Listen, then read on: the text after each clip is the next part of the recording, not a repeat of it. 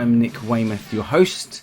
This time round we have a Live at the Rainbow special. It was recorded some time ago with a lovely, lovely lady called Rosie Horide, a name that some of you may well be familiar with. She was a journalist in the UK and very much a champion of the band in their early years. She got to know the band very, very well. In this chat we discuss her history with the band, how she got to know them, about her reviews, what the music industry was like at that time. We then also very much focus on Freddie and Brian. We move on to John and Roger in part 2, don't you worry. But this is very much about the Rainbow, Live at the Rainbow, the wonderful product that came out in late 2014. So here we go. Part 1, Rosie Horide on the official Queen podcast. We gotta tear it up, stir it up, raise it up, baby! So, right, here we are today at Queen on Nine Towers, and I have the wonderful Rosie Horide. Did I say that correctly? Horide, fine. Horide, whichever you like. With me, and basically, very briefly, what is your connection to Queen? Just so an introduction to who you are and why I'm talking to you today. I'm a journalist, and I started way before the Queen days, and I'd already been on women's magazines, and I'd been on an international press agency, and I was offered a job on a paper called Disc and Music Echo, right, which was the sister paper to Melody Maker, which was still around until fairly recently, I believe. Melody Maker's about 10 years ago. It was not very long ago. Anyway, I was around until fairly recent, and we were in Fleet Street, which was fun. So I knew the chap who ran it, Gavin Petrie, very well. Right. Bumped into him one time, lunchtime in Fleet Street, as you do, and he offered me this job. And I confess I didn't really know what I was asking myself in for, but it was time for a change. Right. So I left the features agency, and I'd already done some fairly big interviews with people like Paul McCartney. So Gavin knew my work, but I'd known him from TV Times when I was freelancing. So it's one of those rounding circles. Okay, Do you want me to explain? Okay. No, absolutely fine. No, it's absolutely fine. So basically, I'm just trying to set the scene, basically. Well, basically, I arrived at Disc, and my job was to go and see lots of new bands, as well as doing the things that, I mean, we would obviously go and interview the bands of the day, the ones who'd just come into the charts. So who you interviewed at the time then? There were all sorts of people around, you know, the Mark Bolans of this world, and I mean, all kinds. Anybody who was around in the 70s, Steve Harley and Cockney Rebel. Yeah. Ranging from people with talent like those through to, you know, what one might regard as sort of one-hit wonders, you know, the kind of Shawaddy Waddies and Rubettes of this world. Okay. But also the Osmonds and David Cassidy and a very young Michael Jackson. So you have who was a very little boy in those days. So it was fun, but we also, because of what we were doing, got invited to gigs. I could have been at a gig every night of the week, and sometimes 2. Right. And we had this standing joke in the office that you turned up with your passport and a toothbrush in your pocket because you never knew where you were going to end up. And sometimes you get really stupid things like there's a Jethro Tull press conference and it's in Montreux and it's this afternoon, and you would get on a plane, go to Montreux, do the press conference and come back the same day. This sounds like the music industry I wanted to work in. I've always said to people that they say, what are you listening to at the moment, Weymouth? And I say, I don't listen to anything past 1976, which is a lie, but I always dreamt, I wanted to be part of that era. Well, you were absolutely right. It was great fun, and you would go to the various, I mean, I knew a lot of people at EMI, but you would go to the various record companies and come about 6 o'clock, the booze cupboard would open, and then somebody would say, oh, so-and-so's playing at the Marquee, or someone else's at the 100 Club. It's all true then? Oh yeah, absolutely. Right. So you'd have a few drinks and maybe some dinner, and then you'd go off to watch a gig. And I saw Queen not long after they'd signed to EMI at the Marquee. Right. Okay. So when year would this? This would have been early 73, I think. Right. Okay. As I say, my recollections of exact dates are a little hazy. Were they on your radar before you actually saw them? Well, I'd only heard of a band called Queen who'd signed to EMI. Right. Okay. And I saw them, and it was really interesting because at the time I found it really hard to tell how good they were because they looked almost trapped. I mean, the Marquee was a little dark room with chewing gum on the floor and very low ceilings. Uh-huh. And there was this obviously big stage, big arena band, even in those days. They always say that. Where you were terrified that if Freddie jumped up too high, he was going to hit his head on the roof, you know. And they looked trapped. And I came out thinking, I don't know about this, it's really hard to tell in there. So that was your first impression? That was you enjoyed it, but you just don't know the venue was just so wrong, but it was a showcase, they wanted to show them to people, which was great. But you could use, I know it's easy in retrospect to say, oh yeah, I knew they were going to fill stadiums, but was anything in there that it was obvious they were all hugely talented. Right. And I think the question was, where would it go? So I thought, right, and I was offered the chance to go to a gig that they were doing at Imperial College later that year, in the autumn. I think it was November. And I have never seen a gig like that before or since. The place was absolutely rammed with students and other people and fans. They were spectacular. And were you expecting this? Had No. they been doing anything in the meantime to suggest that maybe... Yes, they'd been touring, they'd been doing little bits, but nothing, obviously just building up. Yeah. I subsequently learned a lot more about what they'd been doing, and how long they'd been recording this and that and trying to get the personnel right and everything else, and then recording more bits and pieces. So I went to Imperial College, which of course was where Brian was anyway, and Yes. it was almost their home in London, I gathered. Yeah. And they were amazing. I have the atmosphere and the energy was incredible. I really do think it was one of the best gigs I've ever seen. So that's when it clicked for you? Yeah, and I thought, wow. Okay. So I went back and did a review. So this is what you're kind of famous for in the Queen circles? Yeah. The first kind The of first favourable, good Queen review? I subsequently discovered it was the first favourable review that had been printed nationally. Right, okay, that's cool. Disc was quite a big paper in those days. Yeah. There were only 5 music papers, and of course there was no internet or anything like that. Sure, yeah. So it was a very favourable review. And as you probably know by now, for some reason I never quite understood. A lot of journalists just didn't like them. Well, this is one of my questions here. I had, did you get any stick, or not particularly stick, did you get any sort of niggling from your peers or anyone sort Later, of saying... yes. Right, okay. Later. But at this time, it was just, I've seen this amazing new band, they look great, musically they're superb, Yeah. and I can't tell you what showmen they are, especially the lead singer. Yeah. But they're all, they've all got personalities. This was incredible. So we printed this gig, and Did you meet them at the show after, or did you saw the gig? not and that walked night, away? no. Okay, yeah. So we printed this, and we were offered, we had interviews and things like this, but not very long afterwards, it was the end of 1973, Right. we had an editorial conference, and we always had a band of the year, and so everybody would put up their suggestion, and then whoever won, if you like, would go on the front page with our band for 1974. And so I suggested Queen, and there were other suggestions. One of my colleagues suggested Sparks, Right, okay. and there were, a few other. Who else was in the mix at that time then?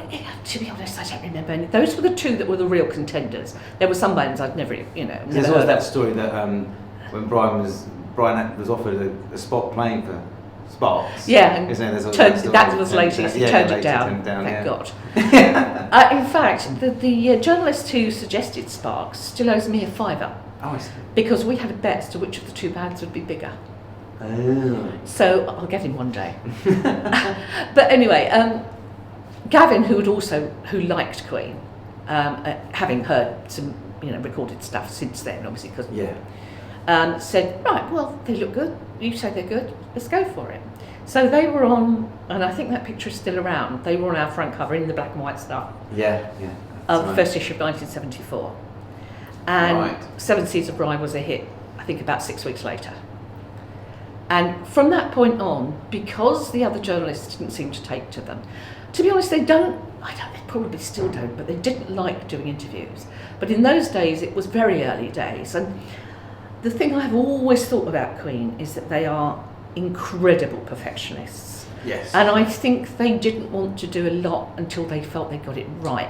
But every time they played, they got it as right as they possibly could. Quite, yeah, absolutely. No, there's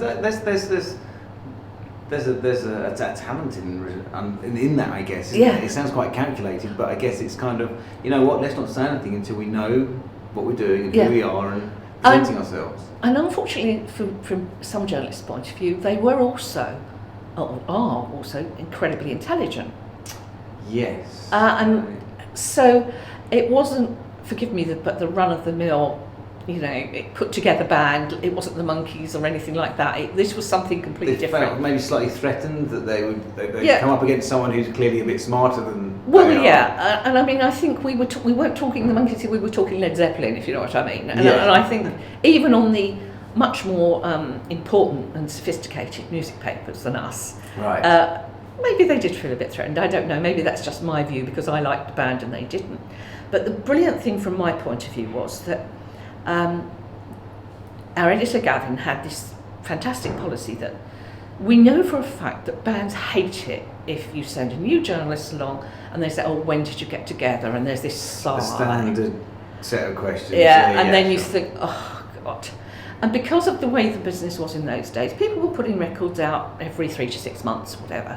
And this could get very tiresome, and it meant that you didn't get very good copy. So he had a policy that once they were your band, then whenever an interview came up, whenever a review was required, whenever you wanted to go on tour or whatever, the same people would do the same bands. Well, it's a mutual. Yeah. It's a mutual relationship, isn't it? In the sense that they need you and you need them, and you're covering them for your front page, and they need the coverage. And so, I mean, we know people know how it kind of works now. So if they liked you, they sort of liked you, they're happy to talk to you, or is it you give them a good review, they like you? How does it? Oh no, it wouldn't be a good review. Work? I think perhaps they were more comfortable with me because they knew me. Yeah. I don't think they would ever have thanked you for a good review if they thought it wasn't a good concert.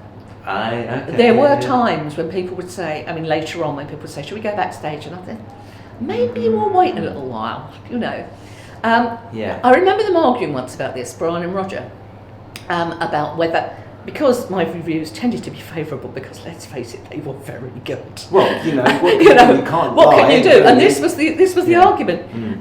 We always get favourable reviews, although there may be the occasional moment where you say, "Well, that wasn't quite as good as so-and-so," or whatever. Sure. But on the whole, they were brilliant, and I said so. So over the next 2 years that I worked on the paper, obviously I was doing lots of other things as well, I saw them grow exponentially, really, in terms of success, because early that year was 1973, was they were doing all sorts of things. They had a hit. Then later in the year, they went off on tour with Mott the Hoople. Of course, yeah. And I made myself very unpopular with Mott the Hoople fans by pointing out that they actually blew them off the stage, and frankly... I think that's a common... really, as a support band, you don't want Queen. No. I think that was the only time they ever supported someone, I think. That was. And I think from Mott the Hoople's point of view, it was not necessarily a good thing. I think they got on all right. Oh, they're all great mates, weren't they? Yeah. They adored Mott the Hoople, weren't they? They got on very well with them. But I think from Mott's point of view, towards Queen. The end of it, I think they got a bit touchy about it. You don't follow Queen, do you? So all that was going on, and it was a terrific year for that kind of thing. And then, of course, we got to 1974, and they did the Mott the Hoople tour over that Christmas. And then they did their own headline tour, which included the Rainbow gig. Well, this is why we're talking. This is how we connected. When we were going through everything that was going to go in the Rainbow book, in Queen meetings, we talk about images, we talk about what's going to go on the discs, and your name came up about contributors to the actual book and stuff that's going to go in there. So that's how we're talking now, isn't it? And you came down to our Hard Rock Cafe screening that we did for the Mercury Phoenix Trust, and we are sort of going off on a tangent here, but I must say that you were greeted by a couple of fans so wonderfully. It was so wonderful and warm. Jim Jenkins, who's very well known to the Queen faithful, he came up to me, Nech, is that Rosie? Yeah. Oh my God, she wrote the first review. And we had, I don't know if you spoke to him, he's such a wonderful warm character. And you saw him in the Q&A. He was beside himself. Even when you left, he was like, I can't believe I've met her. He took his picture with me. Yeah, no, I know. Selfie. It's very funny for me because journalists, in my experience, are split between two. Some journalists love being in the limelight themselves. Right. Yeah. And quite often will go on to be PRs or go on to try and even be, some of them are actually, aspiring musicians or whatever. And then there's the other sort like me who don't even like having their photograph taken. Right, yeah, okay. regard themselves as writers rather than, if you like, celebrities. Yes. And even in those days, I don't think I quite realised how important they were. I just knew they were brilliant. Yeah, sure. So I didn't keep copies of everything I wrote. I mean, I went on tour with them, I went to gigs in Germany, I went to gigs in France, I saw them in Los Angeles, but I didn't keep copies of everything because I would think there must have been, especially as they got more popular and so became very popular with our readers. Yeah, sure. We probably did something every month. Wow. So it never crossed my mind to keep all of that. But it's also, there's that thing, isn't it, that now the music industry is sort of flipped on its head a bit, and some, you know, and everything that's released now is often reissues or they're delving into the past. But at that time, it's your life. You're just doing it. You don't think what might have some worth in the future or whatever's available might, you know, be looked upon. In the same way, I mean, it's very funny, and people can't understand this, but I don't have autographs or anything. I mean, why would I? It wasn't something you did. It was very unprofessional. I don't do that. Yeah. I work with lots of artists. And I just you don't, just don't do it. But people say, "Oh, have you got anything? Did you get Freddie?" Well, no, you just didn't do that. You know, I mean, very occasionally we might get them to sign something that was a competition prize or something. But personally, I had very, very little. I got 1 or 2 bits of promotion. I'm not saying I should have, but I'm just saying it was a different time. Yeah, sure. And so you didn't think about it, and it was very interesting when the rainbow thing came up. I can tell you how it happened. Phil Symes, who's been their publicist for many years, and I have been friends for a long time. Right, yeah. We knew each other when he worked at EMI before he went on to do anything to do with Queen. But I knew Queen's other publicist very well, Tony Brainsby, because he was the one who was arranging all the stuff in those days. You have that relationship, don't you? But anyway, Phil now lives in Rio. Yes, of course. He runs hotels as well now. Oh, does he? Yes. I knew he was involved in the Rio Film Festival and, of course, in Cannes, which he's done for many years. He was always really into film. That was always really his big thing, as well as Phil. Great guy. He's lovely. Yeah. But he just got in touch with me out of the blue and said that they had a press release done from the States for the anniversary album that they weren't really very happy with. And would I basically rewrite it? Yes. And I'm aware afraid of that, yeah. I'm afraid I went back to him and said, actually, do you mind if I start from scratch? Oh, really? I think I got that far. Pretty much. Yeah. So I rewrote it and sent it out, obviously to Phil, and we toed and froed about, well, could you put in a bit about so-and-so and what have you. And of course, Greg Brooks checked the facts and things. That's right, yeah. I was actually able to tell him 1 or 2 things that he didn't know, which was brilliant. Wow. Because there isn't much. No, and he's isn't. very, very good, It's don't get his me job. wrong. Yeah. But there were 1 or 2 things that I knew from interviews. Like, the boys used to refer to John and Roger as either the power room or the engine room. Right, okay. Because, they're the driving beat behind Sure, it. And then Brian and Freddie were up at the front. Yeah. So he said, I've never heard this. And I said, but I can prove to you did it because it was an interview with me in 1974. See, this is the stuff I love hearing. I've looked forward to doing this interview for so long. It's so, just getting in there and just finding all these little bits out. So it was fun, Yeah. So anyway, Phil came back to me. So we did this, and we finally got the press release sorted out, and the boys saw it. And we got the track list, sent that out, and it actually I was picked up quite well, I believe, the press release. So. Oh yeah, I mean. And then, but the original phone call from Phil was also, by the way, do you mind if we reproduce some of your stuff? And I said, well, no, but what? Yeah, I have. And he had the set. It was almost not quite a joke, but a sort of lightweight thing. I should explain. Disc was an unusual paper. People called it a fanzine, and a lot of people were quite sniffy about it. But in fact, it wasn't really, because what it was a music paper, but we kept it was like a tabloid version of a music paper. Okay. So it was straightforward, informative, not too clever. No mucking around. No mucking around. No journalists who thought they were stars. Yeah. I won't mention any names, but you could probably make up a few that it wouldn't be too far. And so it was a very straightforward, down the middle. So we didn't write anything deep and meaningful. Right, yeah. We got our facts right, and we kept it as factual and as interesting. But people wanted to know about the music and about the group and about the venues, the reception and things, and weren't really interested in the journalists, which was fine by us. Yeah. So the set of pieces you reproduced in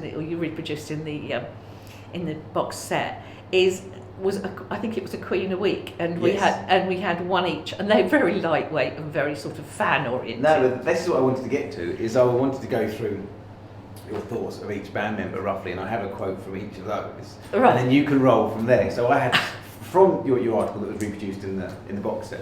Freddie, his forceful character cannot be ignored. Well, of course, because I mean, Freddie could walk into a room and you would notice him, not just because he looked amazing. For sure. I mean, that was one thing, to go back a little bit in a way, was because of the stall in Kensington Market that he and Roger had. When I first met them, they used to wear the most wonderful clothes. They would wear vintage velvet. And They should have been selling those. well, they were, but I think they borrowed them, you know, or whatever. And they were sort of like rich red velvet with, you know, a little trim and a little bit, maybe a bit demoted, but velvet was a big thing, I seem to remember. Yeah. And so they looked amazing. And of course, they were both hugely attractive people. So they would walk into a room, and Freddie was incredible. But the thing with Freddie too was, on stage, I don't think there will ever be a showman like Freddie. I have said it before in other things, in documentaries, that he could walk into a room and just turn his hand and lift his hand up, and the audience would stand up. And he didn't even have to say anything. But this is the thing, he often didn't actually like those situations. From what I've read, he walking into a room, oh, these people here, but he didn't. He just. But he obviously on stage, this was For part sure. of the persona. No, I mean, in fact, he was an absolute sweetheart. He was a lovely man. When I first met him, he was living with his girlfriend, Mary, Of course, yeah. Mary Austin, who's a lovely lady, and they had a very small bedsit in Holland Park. I remember we went back there, I think it was after the Hoople gig, and we all clustered round and watched them on Top of the Pops the first time. Brilliant. So what was he doing, watching himself on? Well, they Top just of the watched it. Pops? Oh, you know them, they would have criticised Yeah. it. Oh, They would right, say, okay. oh, well, you know, that could have been better, because, I mean, again, to go back a little, but I'm afraid we're going to dart all over the place. No, this is the beauty of these chats. I remember being privy to a conversation where the first time they were invited to do Top of the Pops, Right. which I think was when David Bowie dropped out. But anyway, Was it the Sex?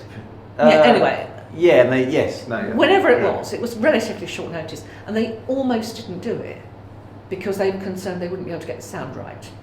Yeah, because I think no, you are, David Bowie, you're completely right. They end up doing it in the Weather Studio or something like that. But I That's mean, the you first know, you can performance. imagine the record company executives around going, but this is the television exposure. You have to do this. Yeah.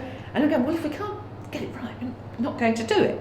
You know, so all this was going on. And Freddie in those situations would be the one who would just put his foot down, you know, Right, and say, yeah. But the others were all very strong-minded as well. I mean, there was no getting around them.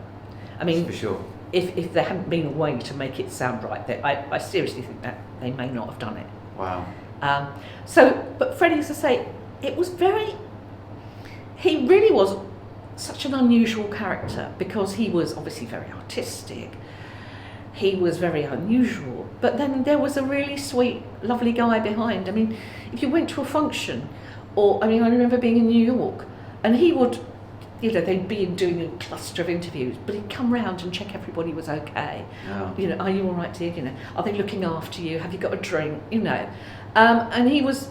But they're all lovely, but you know, Freddie was the one who would come round and do that sort of thing. And Brian as well. Brian is a much quieter person. Yes. But Freddie would just sort of, you know, prance around. But it's so nice having read all these stories and heard them second, third, fourth hand about what Freddie was like. But you actually just telling me, Yeah. it's a really nice thing because you know you give him this impression of who he was and what he's like, and there's a sort of everyone can make up their assumptions of what he's like. But when hearing it from you saying these little things, I mean, we went to one of his birthday parties in it was a place called September's, which I think was in the King's Road, and it was lovely because it was, you know, it was genuinely friends and one or two journalists. I can't remember whether there were any other journalists there at the time. And, you know, odd people from the record company that they got on with, Yeah. and this kind of thing. And it was Freddie's birthday party. yeah, And so he would, you know, he was a very friendly person. And I remember them ringing me up, Freddie ringing me from, I think it was from LA at about 5 o'clock in the morning local time here. He just rang up to say hello. And Fred, what are you doing? Yeah, oh, we're just being on stage, you know. And of course, they were always buzzing afterwards. So he For rang sure. up to say hello, Yeah. which was great. You know, And I would go and see them, and go to an interview. I think something that will amuse people, and they will laugh, is that in those very early days, as you probably know, they had not a great deal of money. No, yeah. For a variety of reasons, Yes. which we won't go into. Yeah. And Some of it documented, some of it not, yeah. yeah, so I would maybe take them out for lunch, or take them over to the road to this little bar and buy them Oh, a bless couple of them. bottles of wine. I even remember bringing Roger back some cigarettes once from another press trip. He knew I was going, I can't remember where I was going, and he said, "I'll bring me back some carcinogens," he always called them, Oh, nice. which is very Roger. Nice.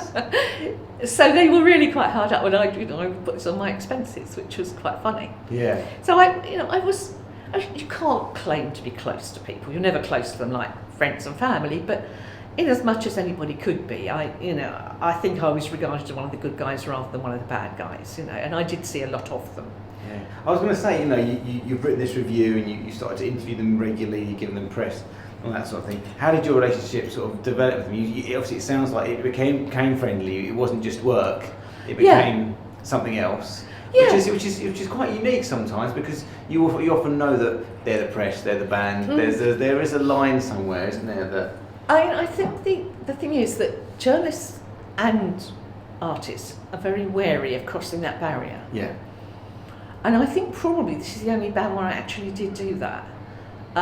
When I got married, Brian and Roger came to the wedding. You see, that's different. You see, that's that. I could, yes. Brian and his first wife Chrissy came to the house I had with my husband when we had dinner, because I love cooking. Right. Okay. So they came down and had dinner. I think possibly, I went and saw Brian when he was in hospital that time, when he had hepatitis. Yes. Yeah. There were things like that happened, and when his wife was in, I'm not sure if I really should say this, but when his wife was in hospital, she was in Queen Charlotte, having one of their babies, their first daughter, I was in there having problems because I was also pregnant. Oh, okay. And so Brian he was as restless as ever, and wandered along and came and sat on the end of the bed and talked to me. He's such a gentleman. He's also a gentleman, isn't he? He's such I can genuinely say I think Brian is one of the nicest people I've ever met, rock star or not. Well, this is the thing, as I was saying, I was going to go through each band member. Brian was next, so it's just... But I will just tell you one little story about that, which was that it was just a public ward, Yeah. 6 people. And I could see people looking at him and thinking, So what? I'm sure I know that guy's face. Well, when was this roughly? Because it's pretty. Well, it would have the been height of early 1981. not pretty big around that time. They'd just sort of taken South America pretty much. Yes, so because I was well pregnant. known. My son Neil was born in 1981 in June. There you go then. So he I can't tell you clearly, exactly when it was because I was having some problems and I was sort of in and out. clearly a well-known face at that time. But people, of course, with the hair and everything, but nobody ever said anything, and I wouldn't have said who he was anyway. I think had they realised he was there and what he was there for, it might have got out and people might have, the press might have found out. So yeah, we knew them pretty well, really.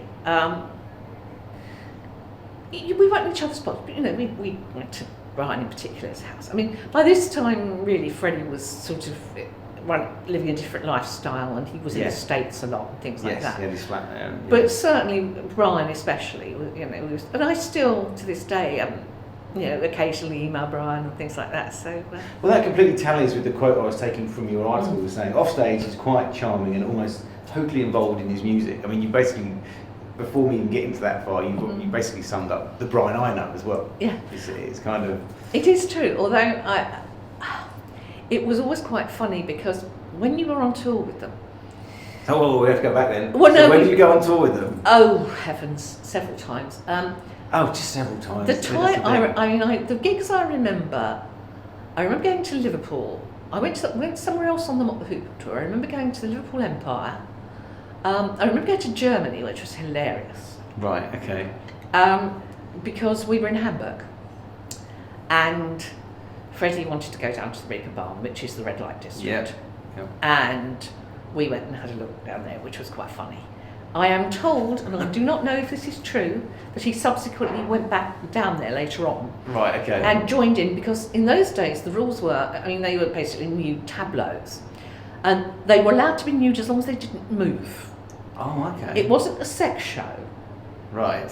It was a tableau, you know, a still life, if you like. Okay. And there was a rumour that he joined in with this, but I do not know if this is true or not. There you go. But so you know, you would have funny moments like that where you were sort of on tour, you know, doing with them and things, and they would suddenly be there. I went up to Scotland, but that was later. That was when I was at the Sun. I was standing in for somebody at the Sun doing the pop column for a few months, and I went up to Scotland to do an interview with them again because there weren't many journalists they would talk to, and so I was very lucky. Sure. I managed to get them to talk to me. You know, because, I mean, not because we were friends, I mean, obviously, but they wouldn't have done it if they didn't think it was right. Did you find it, I wouldn't say hard, or was it hard or easy to talk to them and get more out of them? You know you don't want to repeat what you've done before because you've spoken to them so many times. Did you obviously have to think more about what, I mean, obviously they were always pushing a tour or a product or a single or something. Did you have to think more about what you were going to talk to them about, or did it just come naturally and you say, look, we know why we're here, let's just roll? I like to think that it was easier and I got more out of them because they knew me and I think they trusted me. And I think by that time they'd had their fingers badly burned by a lot of journalists who'd written some absolutely unforgivable things about them. I mean, you've seen the thing, is this man a prat? You know, those sorts of things. And they do like, or they used to like to hold grudges in a big way. Right, okay. There was apparently a blacklist. All right, okay. And It actually existed? Well, I am told, I never actually saw it, but I am told there was, whether it was a physical document, or whether it was just in their heads, which wouldn't surprise me, that if you did something, you know, you really upset them, it would go on the blacklist, and it didn't matter who you were, who you became, they would not ever speak to you again. Right, okay. And I know at least one journalist who I will not mention, who is now on a national newspaper, that they still won't talk to, even if it was, wow, you know. So, you know, you can take a view whether you think that's fair or not. But as a result, if you were lucky enough to get on with them, it obviously helped because they would trust you. And so you would, you know, you could go along, and obviously if you've seen any band several times, you'll notice the differences. You'll know that there's a 500,000 because of, or 250,000 because of stage lighting that wasn't there last time. Right, yeah. I mean, obviously you'd get publicity and you'd get press releases and things, but you would notice even fairly subtle differences. There were times when I would see maybe 3 or 4 gigs on the same tour.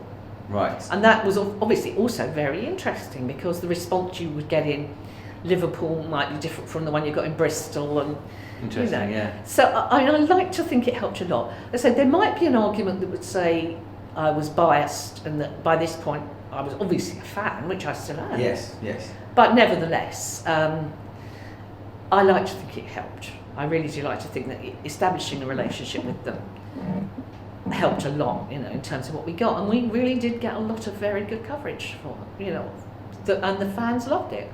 I mean, yeah, I got some stick from people about it, but hey, I get you're having a good time as well. Well, I got threatening letters in the post from girls who fancied Roger, or one girl sent me a razor blade once. Lovely.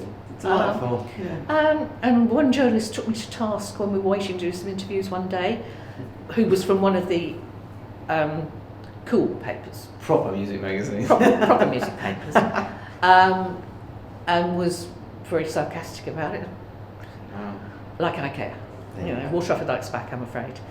But you know, they were obviously quite ratty because this band. They wanted what you had probably. They wanted. Did they want to go for the band, or did they want to probably have the access that you had and have, you know? I think by that stage they didn't want the access, but Right, but okay. I think the thing was that they felt, perhaps if they were really honest, that they'd made a mistake in the early days that they regretted, and so they were kind of just going to take it out on everybody, including the band. Right, yes, because yeah. everybody slagged them off in the early first couple of years, and they didn't forget it. Right. So I think later was too late.